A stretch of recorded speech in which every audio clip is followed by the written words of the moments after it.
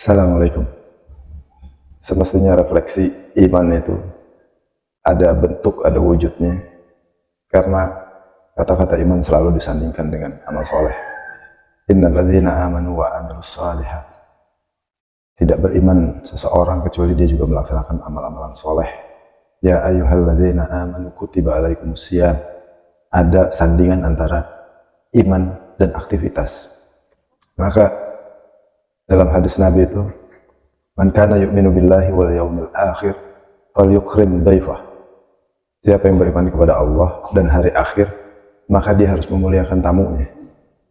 Man kana yu'minu billahi wal yawmil akhir falyukrim zarahu. Dia harus memuliakan tetangganya. Maka iman itu tidak hanya tersimpan dalam kolbu, tapi ada refleksi. Harus disandingkan dengan aktivitas nyata. Ada wujudnya. Tidak hanya meyakini sesuatu, tidak hanya percaya kepada sesuatu, tapi tidak ada refleksinya.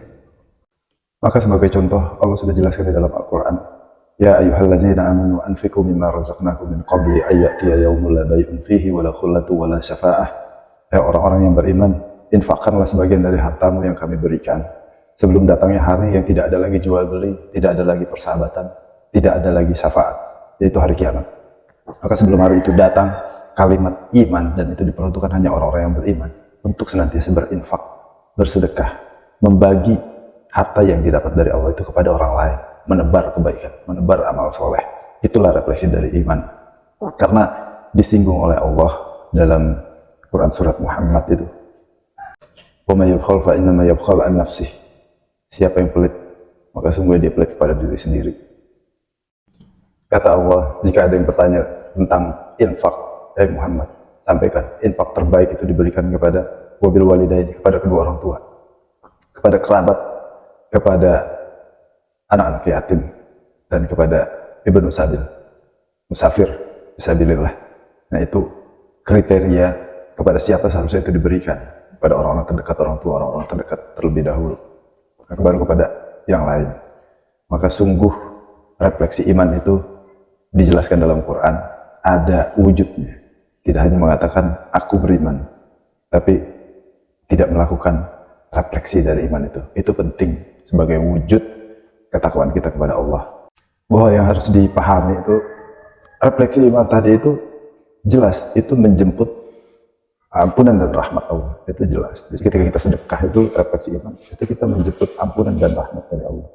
Maka jika ada bonus dari sedekah misalnya, sebagai misal dalam Quran itu dikasih bonus bagi orang-orang yang sedekah, kama salih habbatin ambatat sab'a sanabila fi kulli sumbulatin mi'atu habbah.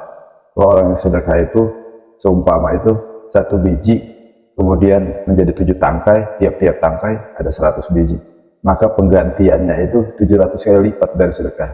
Maka itu banyak diaplikasikan kepada orang-orang yang ketika berlebihan atau kekurangan, maka sedekah senjata ampuh untuk menaikkan limpahan rezeki. Sedekah 1000 diganti 700 kali lipat, dan seterusnya sesuai kehendak Allah.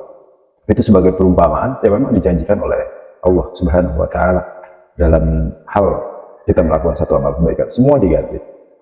Tapi satu hal yang juga sangat penting, lan tanalul birra hatta tunfiqu mimma tuhibbun, bahwa berikan harta terbaik ketika kamu berinfak, ketika kamu sedekah. Maka jangan ngomong beriman kalau infaknya masih dipilih-pilih terhadap harta-harta atau barang-barang yang memang kita pun tidak suka. Jadi berikan harta terbaik, maka Allah akan memberikan hadiah terbaik dari aktivitas sedekah itu sebagai refleksi iman kita. Semoga bisa bermanfaat buat semuanya. Wallahu a'lam bishawab.